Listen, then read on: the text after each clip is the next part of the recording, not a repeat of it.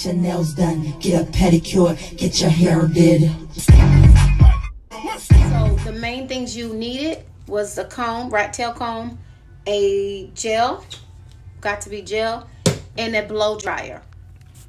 Hi you guys, I won't be before you long. I am Cierra, and I want to quickly show my clients a quick way to install your closure wig. This is a closure wig that I barely have on my head.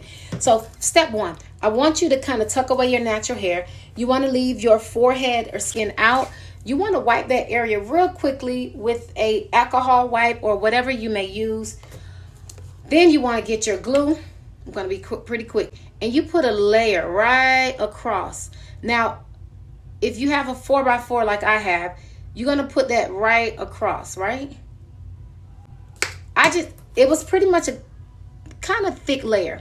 Now this, what I just put, this may last 2 days to maybe 5 days because I put a good amount. Then I'm going to dry it a little, okay?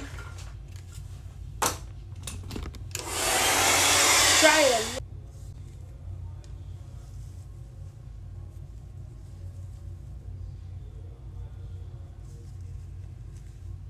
You want to place the lace right on top of the gel. This is not lace glue. This is not going to give you a 4-week hold.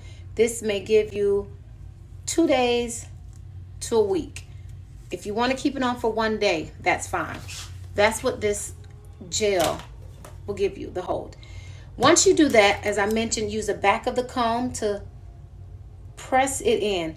This will prevent your lace from being up and noticeable. You don't want that. So once you do that, then you blow dry it